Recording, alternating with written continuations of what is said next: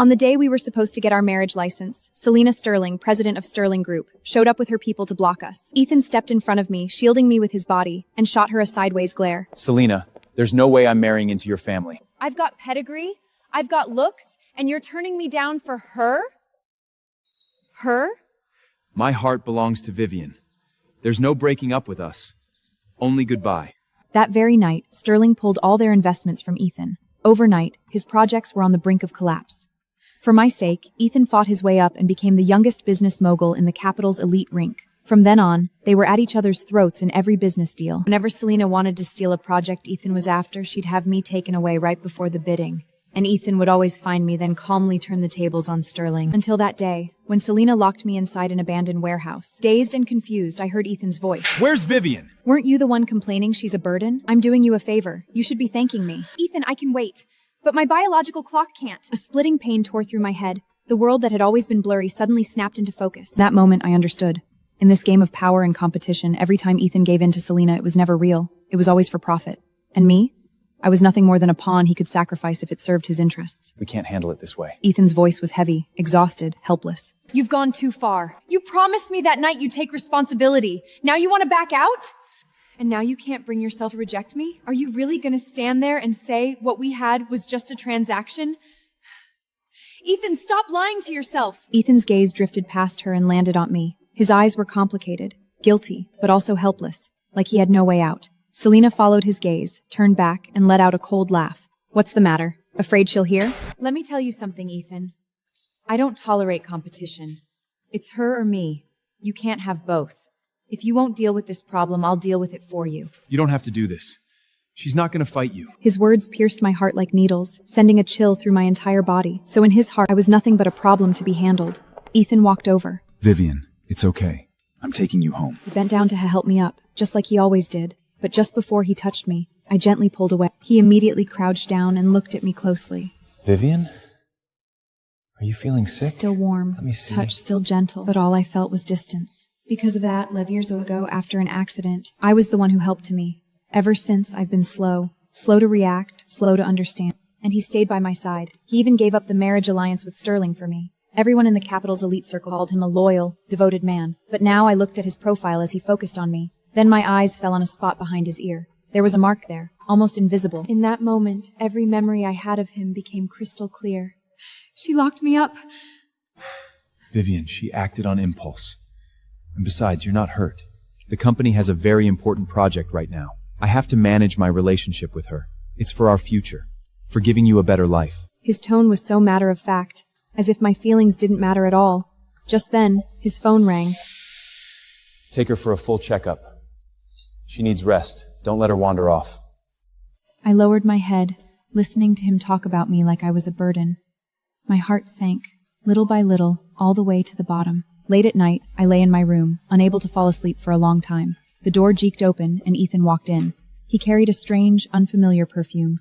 Then he sat on the edge of the bed and looked at me silently for a very long time. The next day, Selena showed up too. In the hallway, she deliberately bumped into me, and things spilled from her hands. Vivian! You almost knocked me over! She's mentally unstable. You'd better contact her family right away. More and more people gathered to watch. All those eyes on me made me deeply uncomfortable. I felt like an object on display, stared at from every angle. I could only clutch the hem of my clothes, my headache growing worse by the second. He said a few words to calm Selena down, then walked over to me. The hospital was firm. They needed my guardian, Ethan, to sign some documents. Thank you. I watched him pick up the pen, hesitate for a moment, then sign his name. He used to be the only one I could rely on in this world. Now he had become the very hand that was pushing me into a trap. In that instant, every emotion I had came flooding back all at once. Just as the security guards were about to take me away, I spoke, one word at a time. I accidentally bumped into her. I will take full responsibility for everything. Everyone looked at me in shock, including Ethan. In the end, the whole incident ended with me being sent back to my room for observation. Ethan quickly regained his composure and came over with a tray of food, trying to coax me to eat. Vivian, come on, open up. These are your favorite shrimp. I opened my mouth numbly and chewed mechanically. Vivian, come on, open up. His gentle tone and caring eyes, now, they just felt impossibly distant. Inside, my mind was racing, calculating the best moment to get out of here. That night, I pretended to be asleep and heard him on the balcony calling his mother. Mom, Vivian's situation might be more complicated than we thought. I've contacted the best care facility abroad. I'll send her there in a while so she can get better care. Send me abroad? So he couldn't wait to clear away the last obstacle between him and Selena. My nails dug into my palm. I couldn't wait any longer. I waited until late at night, making sure the person watching over me was fast asleep. The hospital late at night was terrifyingly quiet. I avoided the cameras and made my way down the fire escape all the way to the first floor. All I had to do was cross the underground parking garage and I'd be free. But when I pushed open the security door to the garage, two men blocked my way. Out of the darkness, Selena stepped out from behind a car, a triumphant smile on her face. Vivian, trying to leave? But I'm not done yet. How can you leave? This time, it was a secluded room in the hospital's underground parking garage. Selena sat in the only chair, looking down at me from above. Vivian, you know what? You're pathetic. She scrolled through her phone, found a recording, and pressed play. Ethan's voice came through, laced with amusement. She got things mixed up again today. It's hilarious. That happened last month. Back then, I thought it was just a little thing between the two of us. Turns out he was just treating my slowness as a funny story to tell another woman. I bit my lip. Selena savored the look on my face and smiled even wider. Her words pierced my heart like needles, sending a chill through my whole body. See? He's thought of you as a burden for a long time. All those moments of yours. He told them to me like jokes. I tried to snatch her phone, but the men stopped me. A needle pierced my arm, and cold liquid was pushed into my veins. My strength drained away quickly, and my consciousness began to fade. I don't know how much time passed before I heard Ethan's voice from outside the door. I tried desperately to open my eyes, to make a sound, but the drug left me unable to move. All I heard was the calmness in his voice. Don't go too far. I have an important meeting tonight. I can't have any problems. Then came the sound of footsteps walking away, growing thinner and thinner. He came, and he left. In that moment, I felt every ounce of strength leave my body. After Ethan left, Selena became even more reckless. She had someone bring tools, and they went to work on my head. The way you are now, Ethan's only going to see you as more of a burden.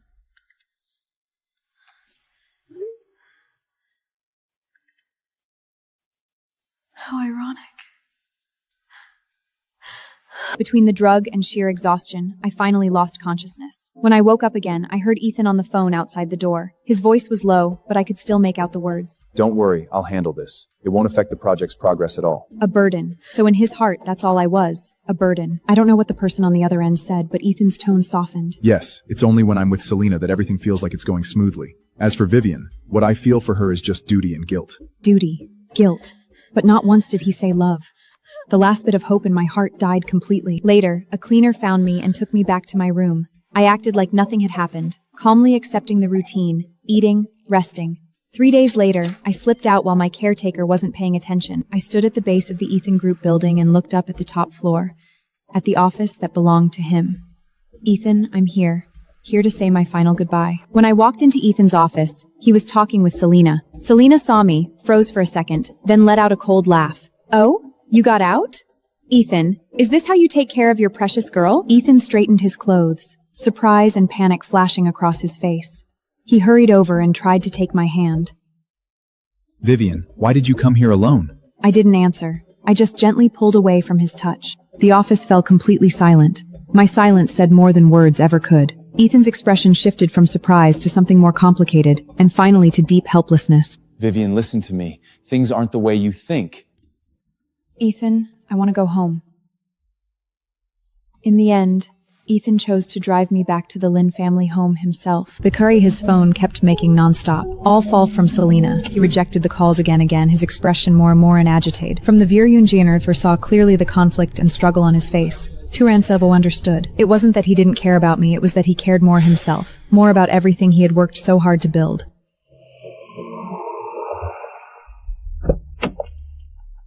Vivian, you think hiding here will keep you safe? Let me tell you something. With one word from me, I can make your life hell! You think he's been fighting me all these years to protect you? Don't be naive, Vivian. This is just a game between the two of us. We made a deal a long time ago. Whoever makes the other give in first wins. And you? You're nothing more than a bargaining chip in our competition. You're lying! Hearing this, I was stunned. Coming to my senses, I took out the meta bottle I'd brought me and poured all the pills into my mouth. The medicine kicked in right away. I collapsed to the floor and spoke a final sentence with my last ounce of strength. Game over. I was rushed to the emergency room, The red light above the emergency room door lit up. Ethan stood there, dazed and frozen. A nurse hurried over and handed him a diary that had fallen out of my pocket. His hands trembling, he opened it. The last page of the diary had only one sentence. Ethan, if I could do it all over again, I wish I had never depended on you. I woke up in a world of pure white. The sharp smell of disinfectant filled my nose, heavy, unmistakable. The ceiling above me was so white it hurt. My life, it seemed, had become just as blank. A sting on my wrist reminded me that it hadn't been a dream. He was tall, wearing gold-rimmed glasses, with a gentle demeanor. The nameplate on his chest said Julia, attending physician. You're awake, Miss Vivian. You've been asleep for 3 days.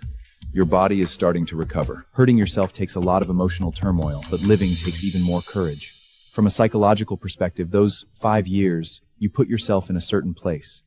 A place you chose to protect yourself. And now you've ended that state yourself in the most extreme way possible. Vivian, you have 2 choices right now. First, keep drowning in the pain of the past and let those people keep controlling your life. Second, treat the past like a high fever. Once the fever breaks, it's time for a new beginning. A new beginning. The words tapped softly against my heart. I looked out the window at the clear blue sky. He was unshaven, his eyes bloodshot, his suit jacket wrinkled beyond recognition. Vivian, you're awake. Ethan crouched by my bed and tentatively reached for my hand. I pulled it back, almost by reflex. His hand froze in mid-air, all the color draining from his face. I'm sorry, Vivian. I'm so sorry. I was wrong. I'm the one who failed you. I read your diary. I know everything now. Please, give me another chance. Please? I looked at him like I was looking at a stranger. Let's start over. I'll deal with Selena. I swear I'll never see her again. I'll do anything you say. Just please don't leave me. Ethan. Dirty things are still dirty, no matter where you throw them. The hope on his face froze, then shattered into pieces. He didn't understand. He would never understand. The problem was never Selena. It was him. I stopped looking at him and reached for my phone on the bedside table. From Julian. When you're ready, you can start your new life anytime. Ethan stayed by my bed for a long time, until the nurse came in to check on me. He was asked to leave, his eyes full of despair and confusion. I didn't look at him again. My phone buzzed. It was the latest quarterly financial report for the Lynn Group. I looked at the Dismon numbers, and for the first time the corners of my teeth curled upward. Half a month later, I was discharged from the hospital. Ethan stood guard outside my ward every single day, rain or shine. The soups and meals he sent, I had the nurses throw away untouched. The things he brought piled up in the hallway. It was like he was trapped in some self-absorbed ritual of atonement. But the more he did it, the more distant I felt. On the day I was discharged, he brought people to block the hospital entrance, like he was planning to take me by force. But the night before, Julian had already taken care of all the discharge paperwork for me. I left through the staff exit and got into his car. In the rearview mirror, I saw Ethan frantically searching the crowd for me. Pathetic and ridiculous. I looked away and sent a message to his assistant. Tell Ethan to stop wasting his energy. The car drove smoothly toward the Lynn family home. In the 5 years I'd been gone, the Lynn Group had been taken over by a few uncles from the family's side branches. They had bled dye the fortune my father left behind and turned the company into a complete mess. The day after I got home, I called an emergency board meeting. The conference room was filled with uncles and elders who wore masks of respectability. When they saw me, they didn't even hide the contempt in their eyes. Ah, Vivian, you've just recovered. Don't worry yourself with company matters. We uncles will naturally take care of everything for you. That's right. You're a young lady. Getting proper rest is what matters most. They thought I was someone they could easily fool, or a helpless orphan with no one to back her up. This is a record of all the issues during each of your terms. Every single one, clear as day. Where did you get this? This is false. Within 3 days, clean up all your messes, and then get out of the Lynn Group. Otherwise, these documents will show up exactly where they should. From today on, the Lynn Group answers to me. I officially took control of the Lynn Group. When the news spread, the entire Capital Elite Circle was shaken. Of course, Ethan got the news too. He called and texted me like crazy. Every single message full of regret and begging. I blocked him completely. I couldn't even be kaput to reply with a single word. Settling into the CEO's seat, the first thing I did was instruct the legal and finance department to review all partnerships with the Ethan Group. It didn't take long for me to pinpoint my target. The artificial intelligence project that Ethan had poured all his heart and soul into. Notify our team to unilaterally suspend all technical cooperation with Ethan. Do it at once. Immediate. On the other end of the line, Ethan nearly fell apart when he got the news. He thought I was throwing a tantrum, thought I was just getting back at him. But he had no idea. This was only the beginning. That evening, while I was going through documents, Julian called. Don't overwork yourself. Your health comes first. Thank you, Julian. The days flew by in a blur of busy work. I poured all my energy into restructuring the Lin Group. Julian became the strongest pillar by my side. He wasn't just my personal doctor. He was also my business advisor. With him around, those old foxes in the business world couldn't get the slightest advantage over me. Our relationship grew naturally, day by day, as we spent more time together. He remembered to bring me warm water during breaks and meetings. And when I was tired, he'd quietly help me unwind. There were no earth-shattering vows, just the quiet, steady presence of someone who cared. That night, cooked a whole table full of my favorite dishes. Under the warm light, he looked at me with seriousness. Vivian, I've already submitted my request to the hospital to adjust my work schedule. I want to spend more time with you. On the other side, Ethan's life had hit rock bottom. With the core technology partnership cut off by me, his AI project came to a complete halt. The company's stock price plummeted, and the shareholders were furious. He was scrambling trying to salvage the situation. But no matter who he turned to, the moment they heard the Lin Group's stance, they ran the other way. Selena, meanwhile, made a flashy announcement that Sterling would launch a similar AI project, and she openly started courting Ethan's R&D team. Ethan was caught in a Pinter move, trapped in a crisis like never before, and I had Maya discreetly send some information to a few key people in the capital's elite circle who kept an eye on business trends. At the charity gala hosted by the Lin Group, Selena showed up in full force, representing Sterling. Miss Vivian, what a coincidence. I hear you've been making some fast moves in the business world lately. I have to say, I'm impressed. Miss Selena, you'd be better off focusing on your own affairs. Just then, a waiter slipped by accident and spilled something all over Selena. Someone help! The scene got a little chaotic for a moment. Soon afterwards, the relevant staff arrived and sent Selena to the hospital for a checkup. Ethan rushed over when he heard the news, his face full of worry. The guests buzzed with whispers. Half an hour later, news came from the hospital. Selena's previous claims turned out to be untrue. Threatened, living the entire capital elite circle. Meanwhile, at the hospital, Selena was shouting at Ethan, her emotions running high. Ethan, this is all your fault! If it weren't for you, I wouldn't be where I am today! Ethan looked at her agitated face, but in his mind, all he saw was my calm expression. Suddenly, he felt like he had been a complete mistake from start to finish. He snapped his gaze to Selena, his eyes complicated. Tell me, was that accident also your doing? Selena's pupils shrunk sharply. Selena's silence was the only answer he needed. So the accident hadn't been entirely accidental after all. She wanted to cripple me, to destroy everything between us. And he had been under this woman's influence all along. He had hurt me, the one person who trusted him most, over and over again, all for her. Overwhelming regret and rage consumed Ethan. He cut ties with Selena completely, and the two of them fought like cats and dogs. After this battle, the Ethan Group's situation went from bad to worse. Not only was their reputation damaged, but their cash flow was also tight. I teamed up with several powerful institutions and launched a full-scale business offensive against Ethan. As soon as the news broke, Ethan's shareholders completely panicked. They scrambled to take action, terrified of being caught in the brotch fire. Ethan became a man alone, running around everywhere. But everywhere he went, doors slammed in his face. In the face of absolute capital, his pitiful persistence crumbled like paper. 1 week later, at the emergency shareholder meeting of the Ethan Group, I walked into the conference room with my team. Ethan sat at the head of the table, his face ashen. In just a few days, he looked like he had aged 10 years. The whole process went shrewdly, without any surprises. The shareholders used their voting power to express their support for me. Everything was finally settled. Ethan was completely kicked out of the company he had built with his own hands. Overnight, he had nothing left. When I walked out of the Ethan Tower, a light dribble was falling. Julian was waiting by the car, holding an umbrella. He opened the car door for me and gently sheltered me from the rain. Just as I was about to get in, a figure stumbled towards us. He was soaking wet, his hair plastered messily against his forehead, a complete mess. He blocked the car, his bloodshot eyes locked on me. Rain streamed down his cheeks. It was impossible to tell if it was rain or tears. Under the calm gaze of Julian and I, his knees buckled and he dropped to the ground. Vivian, I was wrong. I'll give you the company. I don't want anything anymore. I just want you. Please, just look at me one more time, please. He knelt there on the wet ground, drowning in regret. Julian held the umbrella over me, keeping me safe by his side. Ethan, do you really think I did all of this just for your company? He looked up, confused, not understanding what I meant. 5 years ago, in that accident, I lost more than just time. His whole body began to tremble, like all the strength had been drained out of him. I stopped paying attention to him, turned, and got into the car. The car started and drove past him. In the rearview mirror, I saw him kneeling in the rain, consumed by agony. Was it worth it? I leaned on his shoulder and watched the streets fly by outside the window. There's no worth it or not worth it. I'm just taking back what belongs to me. Ethan never came looking for me again. It was like he had vanished from the face of the earth. Until a week later, when I got a call from his assistant. The voice on the phone was cautious, almost pleading. President Lin, Ethan wants to see you one last time. He asked to meet at the place that used to be our home. Ethan stood in the shadows. He was gone, unrecognizable, his eyes hollow. When he saw Julian put his arm around my shoulder and tuck a loose strand of hair behind my ear, his body swayed, and the last flicker of light in his eyes went out. I'll wait for you outside. Vivian, you clearly still care about me. Why are you doing this?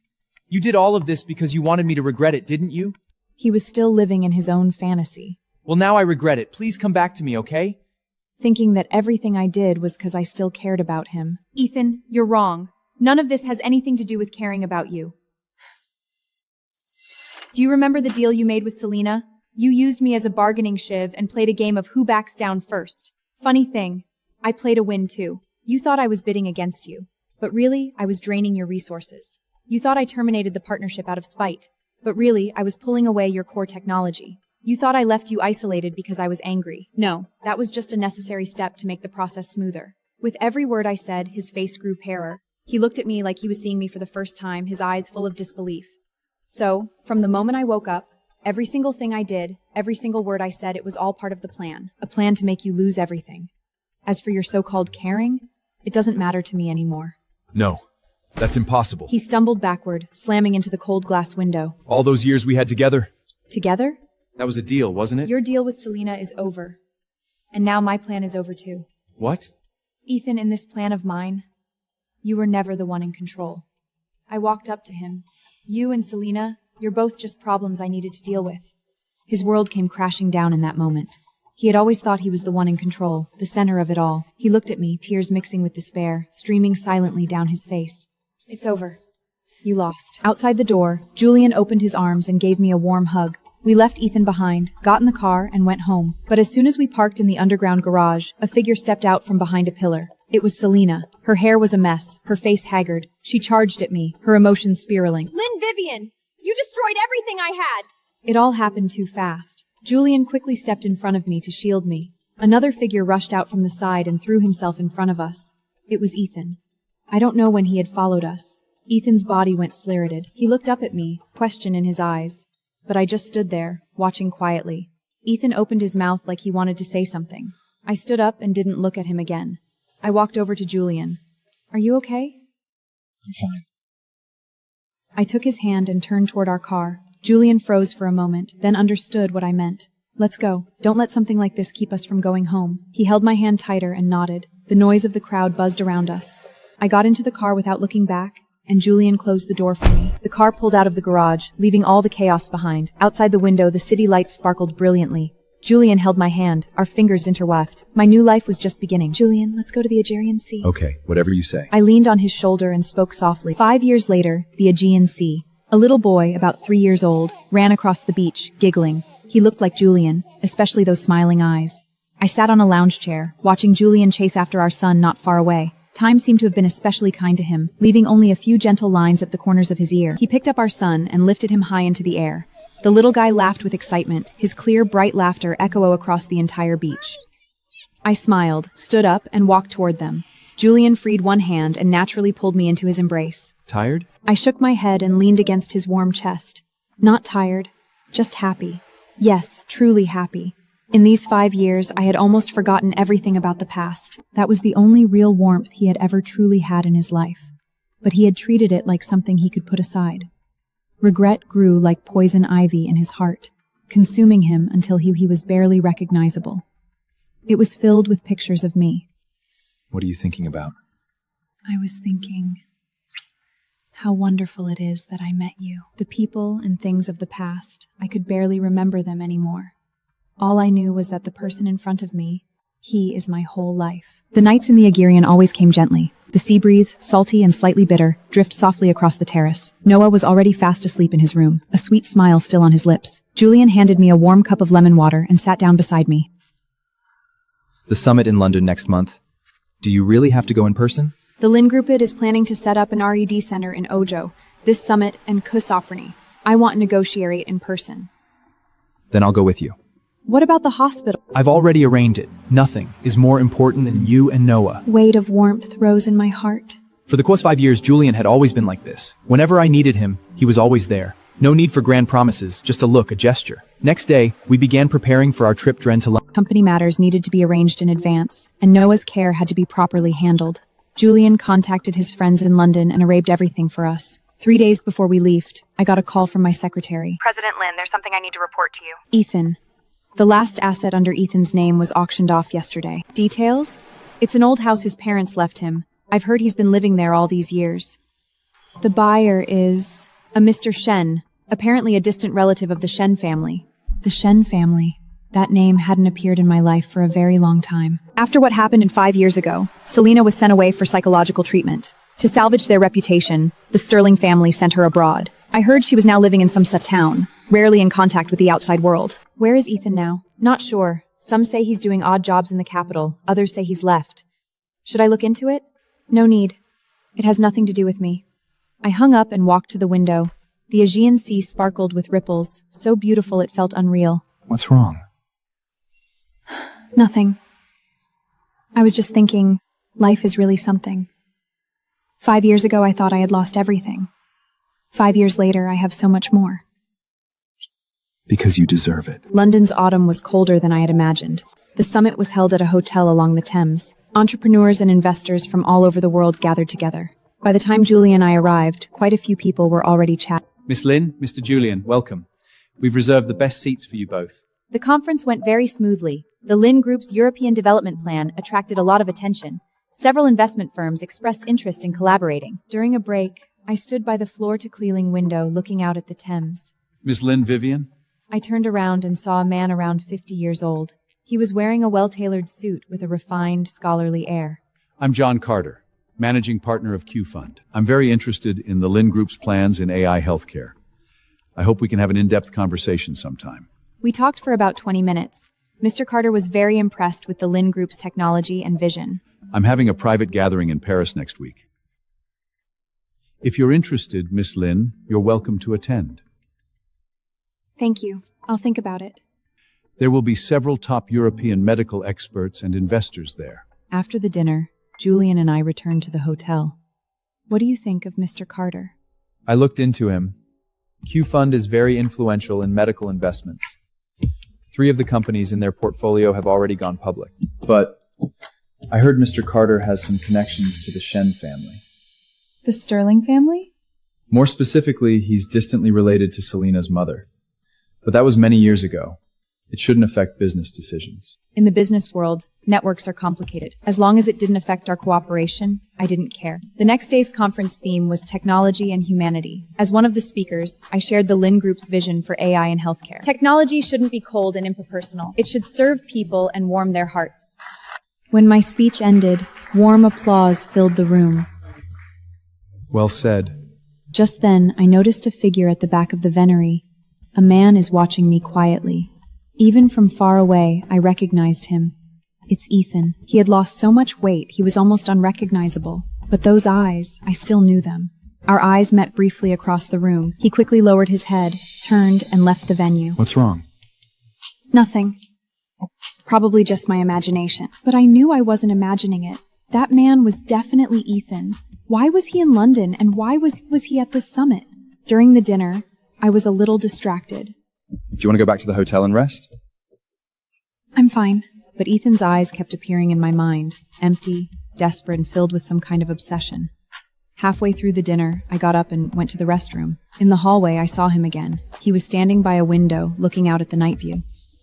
Vivian. Ethan, is there something you need? You call me Ethan now. Is there anything left to say between us? I just wanted to see you. To see how you're doing. You've seen me now. I'm doing very well. If there's nothing else, I'll be going. Wait!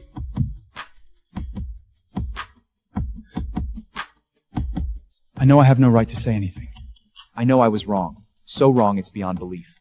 For 5 years, I've regretted it every single day. I regret not cherishing you. I regret all the stupid things I did. Vivian, I know I don't deserve forgiveness. But I still want to tell you, I'm sorry. Truly, I'm sorry.